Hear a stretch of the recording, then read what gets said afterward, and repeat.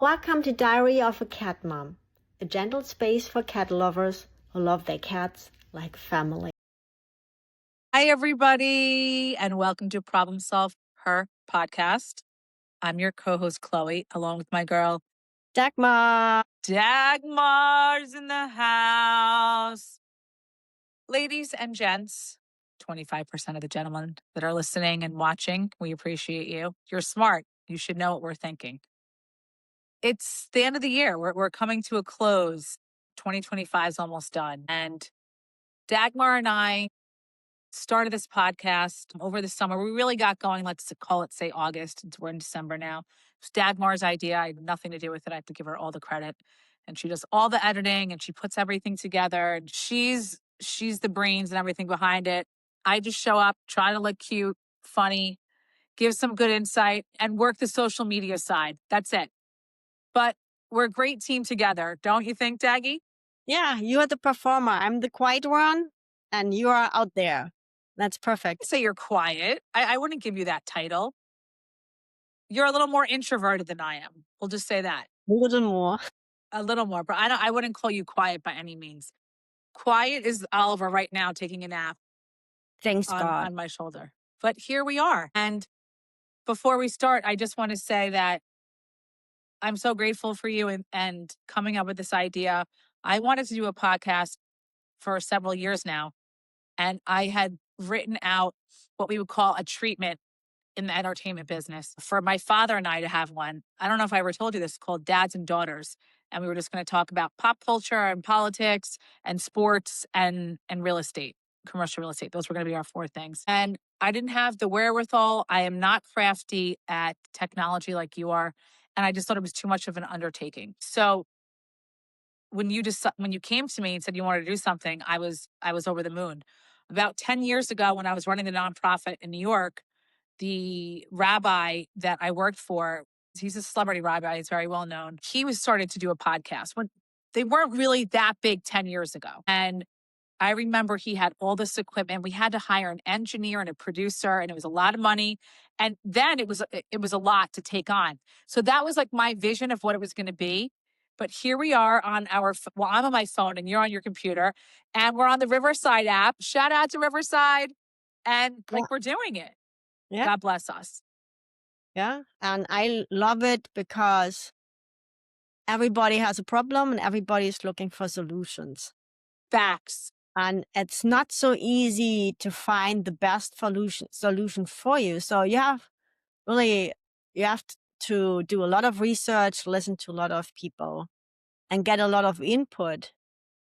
And that's why I think this podcast is so popular, because we say it how it is, pretty straightforward, raw, and truthful, and show where we stuck and share what we do to overcome it. That's beautiful. And that's so true. People in today's world, and again, we don't talk politics or religion on here. We already decided that when we started. There are certain things I'd like to say, but I don't say them. That being said, the world in general today, everybody knows this, the world's kind of in a chaos. It's in like this weird kind of position. And I feel, as a woman who's in her 40s, I will not say middle age or older. Sorry, it's just not happening. As a woman in her 40s, looking back in my 20s and in my 30s and how I evolved and I changed and all these different things, I always remember, though, that the world was like in a good place and things were happening and you could leave your door unlocked and it was just different. And everybody got along no matter what your politics were, your religious preferences and those things. And it's different now. And I think that women are a little confused and they're not really sure. And dating today is so different than it was when I was growing up. But I always had a long-term boyfriend. I always had a boyfriend. I had no problems getting boyfriends. In fact, I had to chase guys away. Now it's so different. You know, you get a little bit older, you get wiser. But I think today's topic kind of connects to all those things. I'd like you to start off and share with us, if you don't mind. So today's topic is the art of not chasing people, trends, or approval. I love this. The art of not chasing.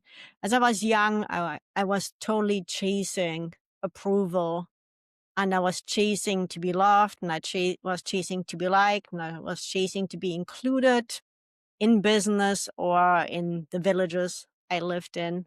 Being part of the community was important. You didn't want to be an outsider, right? Because you know what happened to an outsider. Nobody wants to dance with you at the Oktoberfest. Nobody uh, cares about how you feel, if you need something, if you're sick, anything. So it was really my time, totally in my 20s and my 30s, to chase. And especially the trends, right? I remember as I was 16, jeans jacket, like unusual jeans jacket. Oh, I needed a jeans jacket, not a normal one. I want an unusual one, like with little buttons, clitty buttons, like glitzer and all this stuff. And whenever I had it, I felt good. But then after the moment I lost the shimmery shine, then I was chasing the next thing. And I'm so grateful to be in my life at this point where I don't have the seeking anymore, that I feel I have to chase something to fill emptiness in me or loneliness or the hole in me of feeling not loved from others, because now at the point I love myself from a perspective I feel good about myself. How about you? I love that. Well, first of all, I have always had a jean jacket. Okay. Since I was 12, I was obsessed with jean jackets. I should have worn mine. You know mine with the ripped in it. Yeah. And I don't know if you ever saw that movie with Blake Lively and America Ferrera. It's called The Sisterhood of the Traveling Pants. And they all wore those jeans and they all traveled around and they all shared the same. I don't know how they fit all of them because they're different sizes and heights and all that. But it's a movie. But the message is great because it was something that they shared. And I think that pieces of clothing, especially when you're younger, kind of help define and um, express our personalities and our characters. And I think that's why fashion has always been so big, especially New York, Milan, Paris. You know, the fashion week is in all these different places. New York Fashion Week, these things are really, they're massive. I watched a documentary recently on Victoria Beckham, who's someone who's either loved or hated, and she says it in there. It's very split. But she started this fashion house, and she was, she was a Spice Girl, so people kind of saw her as this like cheesy 90s like pop star, right? And she's really become a more sophisticated woman. She's married to David Beckham, who's not Brad Pitt, but he's up there. He is like, he's very good looking. Obviously, he was a huge guy in soccer, aka footy. And I think that, and she said this also, that she was very insecure when she was younger, of people's approval and all these things. And I want people to recognize something really important. It doesn't matter if you have 5 friends, you have 500, you're the biggest star in the world, you're Serena Williams, the best tennis player of all time, you're Robert De Niro or Meryl Streep, some of these actors and actresses that no one could even compete with. They're on their other level. You could be the best dancer in the world, the best gymnast, the smartest person, the highest IQ. At the end of the day, we all want the same things. We all want to be loved. We all want to be appreciated. And we all want to feel like we have relationships with people, whether they're personal, if it's in business, if it's family, if it's your significant other, if it's your furry babies, if it's your children. We all want to feel like we are valued and we're noticed. And if we don't, and this happens throughout all of our lives, we start to feel a little insecure, we're not confident in a moment. You know, you and I both have gone through a few relationships this year that I'm talking about friends, strictly just friends. Yeah, I'm just, what are you talking I'm about? I'm not talking about the men, okay? Because I don't want to. I'm done. I don't want to talk about men right now. Okay, I'm saving that for the new year. I'm talking about friendships where both of us have made decisions about certain things. Yours happen to be very long term relationships. Mine were more over the last few years. And I don't think that as humans, especially women, because this is the difference between men and women. And this is one thing I am jealous of from men. And the fact that they don't get their menstrual cycles and they don't have to wear bras. I don't know if I'd want to walk around with to, balls hanging and have to wear underwear and stuff. But what I'm jealous about with men is they don't do what women do in relationships with friendships, and they overanalyze and they get catty. And should I have said this? Oh my God, I had to go to this event and I wore the wrong outfit and my friends were judging me and staring at me. Guys don't care if they walk in the room like, all right, where the hot girls at? Give me a beer. And I'm actually jealous of men about that, because in that sense, they really just don't give a shit. And I think that as women, we're so hard on ourselves, right? Would you agree?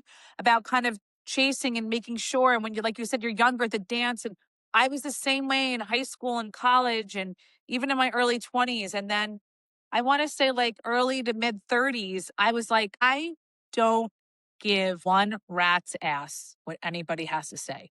Unless my parents or my brother or my significant other, because at that time I was dating someone very seriously, came to me and said, I want to talk to you. There's something that's been bothering me. Or when my dad comes to me, Mom and I have been talking about, I'm like, oh, here we go. They're going to double team me now. We want you to notice that you do X, Y, and Z. And then I take it into consideration, of course. And if you came to me, certain people that I'm really, really close to that mean a lot. But in general, if you're someone I've known 6 months or a year, or a guy I went out with a few times, I don't want to hear your judgments. They don't mean anything to me, because you don't know the true essence of who I am. And I don't feel that I should have to take on what you're chucking out at me. That being said, I'm not chasing anything in 26. The only thing I'm chasing is Oliver down the street when he sees a really cute dog and he wants to go for it. That's the only thing I'm chasing. What about you? I would say for 2026, I'm seeking. And that's different for me than chasing, because chasing means for me, I'm trying to get something, but I don't have yet. Yeah, I'm not chasing anything. Just Oliver, I have to, but that was kind of a joke. It was like a play on words. Yeah. And seeking is, I feel I'm on my right path personally and in my business. And I'm seeking to get to the next level of my business. And personally, I'm seeking to improve my health. Yeah, that's what I'm seeking for 2026. I'm not chasing it, that I think it will make me better when I have it. I'm already good. I love that. Yeah. That's amazing. I wish I could say that those were the only two things I'm seeking. I'm not. I'm seeking. I love that you're so focused and you're so confident in where you are, and that those are your main two things. But health should always be number one, right? We should always seek to keep healthy. I know you. You have a small frame. You're a tiny person compared to me. I have broad shoulders. You have narrow shoulders like my mom. I got my Russian grandmother's shoulders. It's okay. God bless. Right? Some people have different frames. You don't ever really gain weight. You keep very lean. You have like zero body fat. I, on the other hand, am full figured, and I'm okay with that. I also always played a lot of sports, so I have muscle tone, but I have hips.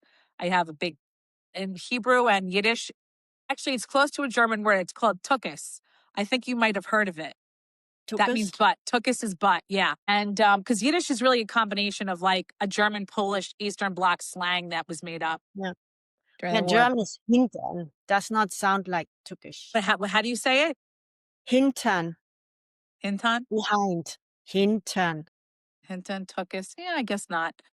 But health, absolutely. And I know you, and you're a healthy person, and you're very health conscious, and you're very aware, because a lot of people I know that are very healthy and health conscious and take vitamins and supplements and do all the oils and natural and organics. I don't like water. Well, I think Google it right now, because I don't want to say this wrong, but I think 85% of our body is made of water. Is that right? Is that the right percentage? I think it's 85%. Therefore, we have to drink a lot of it to stay hydrated. So I'm hoping that you drink a lot of water in the new year, because I want you happy and I want you healthy. And I agree with you with business. Together in 26, we are going to make the big bucks, as my dad would say. We deserve it. And we like to help people and we want to solve people's problems. And we're very good at coaching in that sense, and helping people to elevate and to monetize and to streamline and to build a bigger book of business, and help them in areas that they might not be I want to choose my words here, they might not be as skilled as we are so that we can help them achieve that. The other thing is for the art of not chasing. This week I had a epiphany. Epiphany. Epiphany. Epiphany. I was in a rush and I did several things together. And suddenly I had pain, like back pain, arm pain, like just suddenly it came out of nowhere, like pain. And I was pretty sure it comes from the stress I experienced. But It the does. pain, they describe it when something happens, right? When you have really a bad incident, that you have the pain and then like you could be on the other side within a few minutes. And I had to lay down because the pain was so intense. I had to lay down.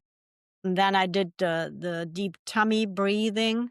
And in the moment I did the deep tummy breathing, I had the epiphany that all what I have really is life and right now. No matter what I want with the business or with better health or whatever, that's all great goals. But all in this moment, it was so pure and so clear. All what I have is right now is life. And this life can be over in the next minute. So in this moment, I swore to myself, and I have the ability to do that immediately, not to take things so heavy anymore or so serious anymore, or be patient with myself and kind to myself instead of pressuring me to reach my goals and get things done and move on and accomplish. So it was a great experience, especially for the old year, right? Going into a new year with the goals, the seeking to build my business to the next level and to improve my health. That I'm next to the goals, I'm still making sure I'm present, that really all what I have is the here and now. And I don't want to waste it with things which have no meaning in 5 minutes or a day or 2 weeks, or things I don't want to do, or not that I'm not feeling the mood to do, but things like ethically I don't want to do, or things which are negatively would affect me. So it was a great epiphany to experience, just to gain awareness of where I am in my life and what really matters. That's very deep. And I think people have to really think about what you just said. And I like to say this, and it sounds a little bit morbid and it sounds a little harsh, but it's the truth. And I always say this to myself: you're either here or you're not. That's it. There's only two things. And while we're here, and as we're on this earth, and all these other things that are going on around us, we have to not lose sight of what's important. The main reason why couples divorce, the number one reason in the United States, is because of money. That's number one. The second thing is an infidelity, trust, but the number one thing is money. The third thing is health. If one of the partners gets sick or another one can't handle it, God forbid there's a tragedy in the family and it breaks a couple up. Those are like the three, but money is money and then infidelity. And the reason why money is number one is because it is a stressful topic for people. So, for instance, you and I are single parents, right? And I Mhm. can say parents are furry babies. There was a guy on TikTok last night. I loved it. It had 3 million views. He said, I'm a doctor. I work in a hospital. I come home to, I think he said 5 dogs. Okay. Don't tell me that these are not my children, because I have to feed them. I have to give them water. I have to take them out multiple times a day. I have to make sure they're stimulated. I have to bathe them. I have to brush them. I have to love them. It's true, right? So we don't have human children, but these are our children, right?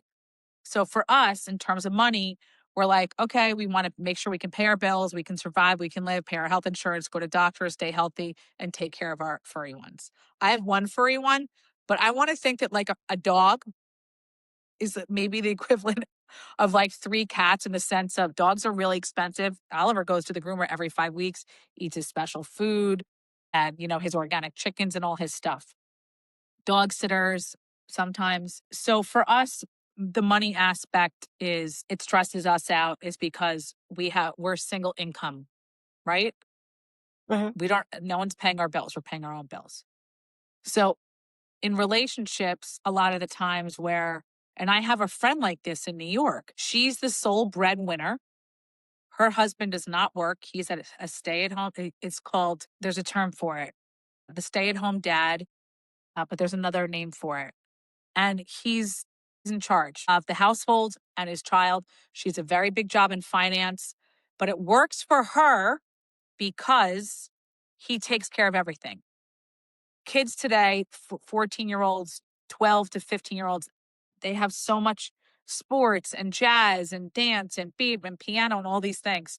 He's in charge of all that. However, when she's very stressed out and something comes up, it's, well, I'm the only breadwinner in this house. So, okay, this is when these things start to happen.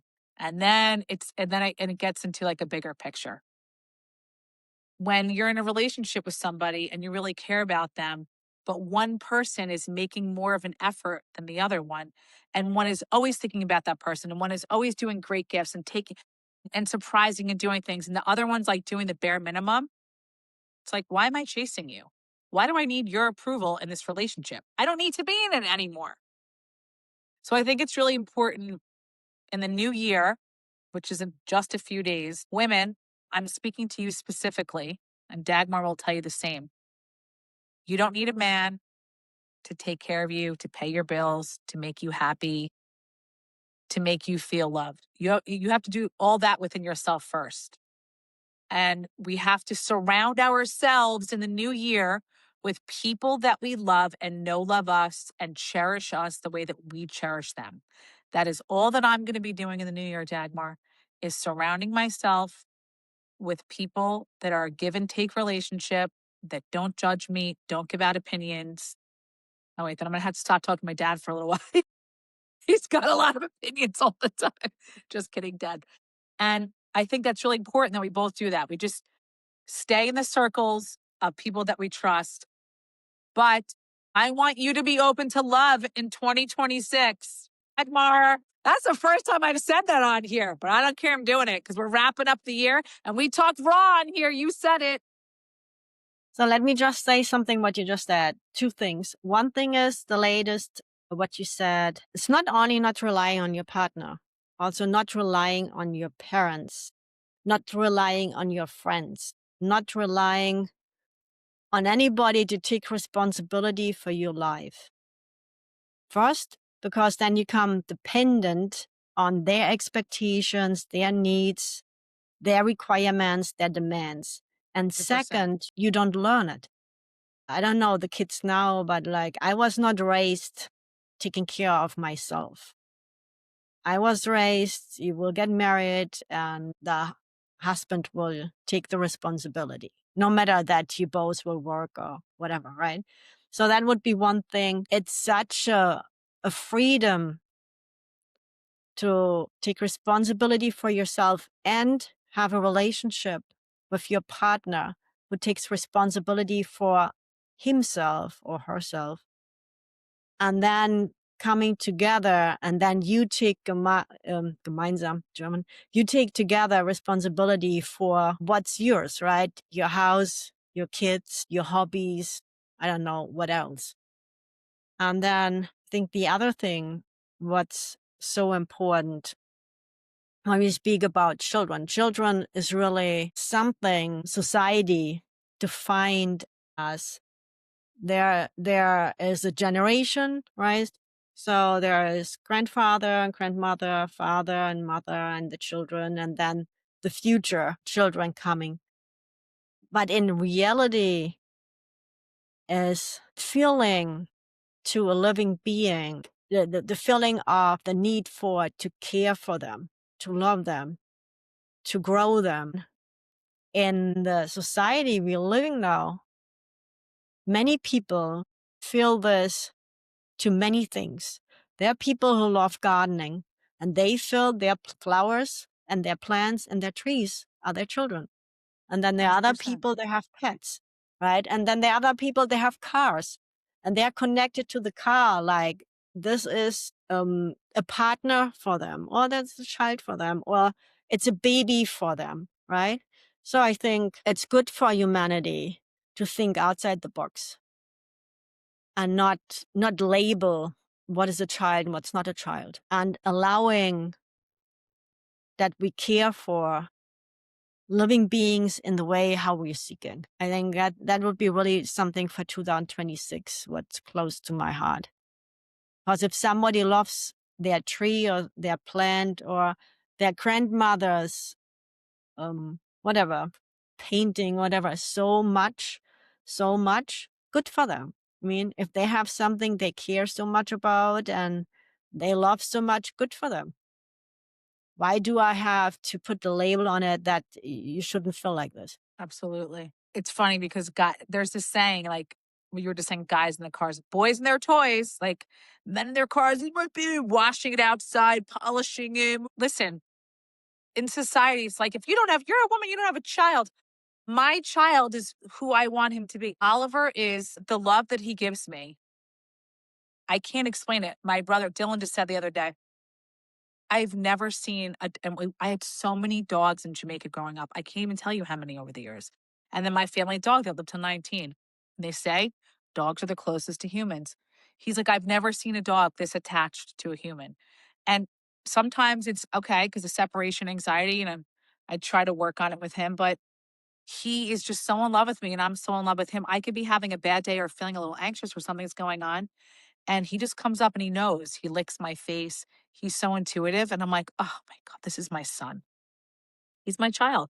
And just like if things are happening with you, okay, the kitties take a crap or they piss on your face, but it doesn't matter because you love them and they give you unconditional love. That is one thing about the furry babies. If they're good animals. Now, I know people who have dogs that are terrors, they rip up the whole house. But if they're really good and they're kind and they're just loving, I encourage anyone that is feeling like, you know what? I need something in my life and I don't want to rely on a relationship or jump into anything just because you feel lonely. Get a pet. It's amazing. I Okay. can't Just want to say something what you just said. If you get a pet, it's important that you love it how it is. We all come with ballast. We all have good days and bad days. So if something happens, from my perspective, it's not fair to the pet to only want the pet if it's a good boy or a good girl or has a No, good I'm day. saying in terms of sometimes there are. And then Jeff has to come in and he's got to do the hardcore training where dogs are biting the kids and the humans. And, this dog that he took that he had to wear a vest for 3 weeks because it was trying to kill him. I'm saying, unless you have a situation where, the animal it's really scary. But it's just that you love them and they love you no matter what. Of course, I have days where Oliver, I'm like, he's chasing. You should have seen him on the beach yesterday, When he licks the chasing this pee. girl in a bikini. My dad saw her walk by. I go 10, 9, 8, and Lisa was there with her dog, and but he went down so fast, and I let him run all the way down because I knew he was good, but he went far. I mean, he until this girl stopped and went into the ocean, he just he ran after her Why did you every chase time. her? She was beautiful. She was tall. She was tan. She had a little string bikini on. And this is what he does. He sees women like that. He just chases them down the beach, like without fail, no matter what. He's the Quite wrong funny. dog for you. Would be the right dog for a guy.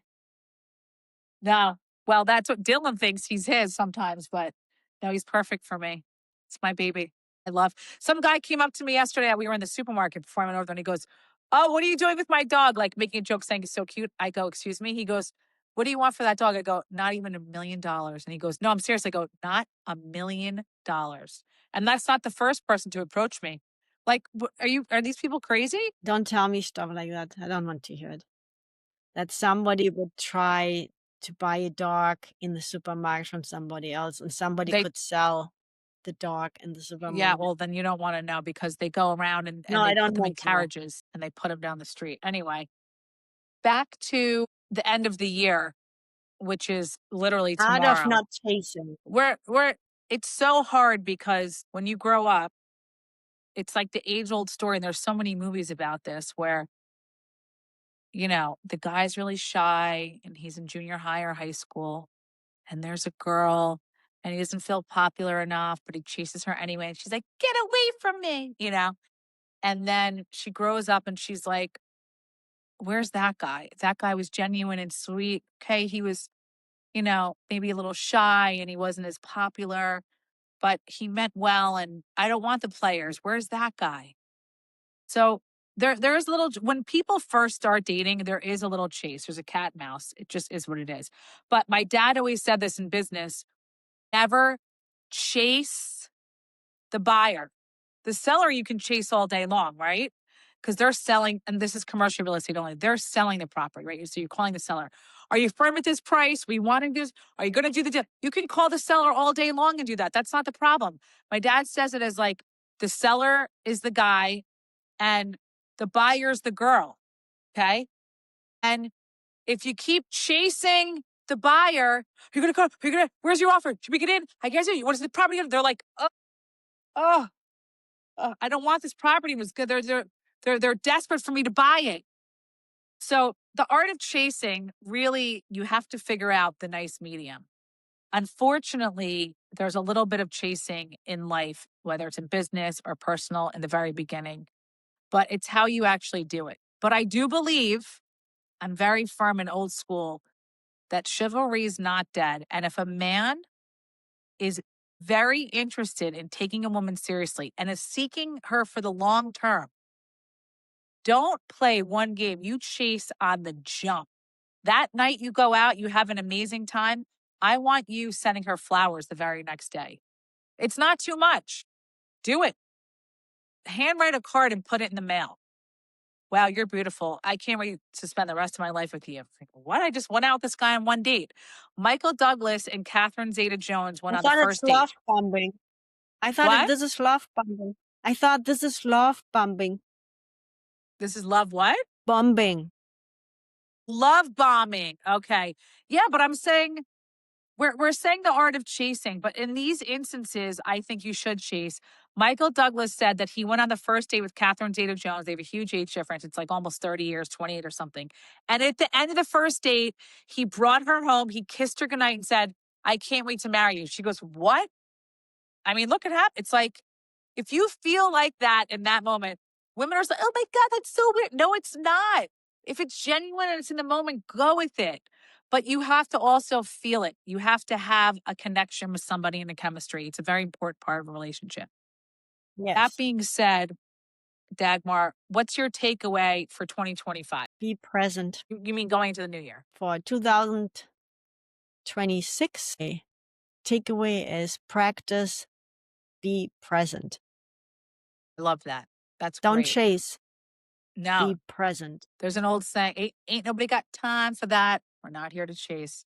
My takeaway, and for 26, one of my focuses and my visions is to not take things personally, which is a massive part of Kabbalah, and to be patient, to be more patient and not to react quickly and to think before speaking and reacting. Patient with yourself and with others. Yes, both patient with myself and with others. And I'm praying, I'm praying for 26 that the world starts to heal and that people become kinder, less hard around the edges, and that we love one another. Because at the end of the day, love is all you need. And that's all I have to say. Love is all what we have. It's the highest frequency. Love the ones you love. It's a famous song. Oh, that felt great. I feel really good now. Do you? Yeah, wonderful. We wish you all Happy New Year. Cannot wait to see you in 2026. In 2026, we love you. We see you. We hear you. Thank you all for joining us and listening. And we hope that you will continue to do so. Please find us for questions, for coaching. We're here. ProblemSolvHer.com. Now Neon Solve. Problem Solve Her podcast, Apple, Spotify, YouTube. Problem Solve Her on Instagram, the Chutzpah Girl on TikTok. We're everywhere you are. Happy New Year, Everywhere you everybody. want us to be. Happy New Year. Ciao for now, everyone. Love you, Daggy. Love you. Just a quick note before we end. This conversation is for inspiration and empowerment only. It's not medical, mental health, or legal advice. We are not doctors, therapists, or lawyers. Just women sharing real stories and personal truth. Always seek professional guidance for your unique situation.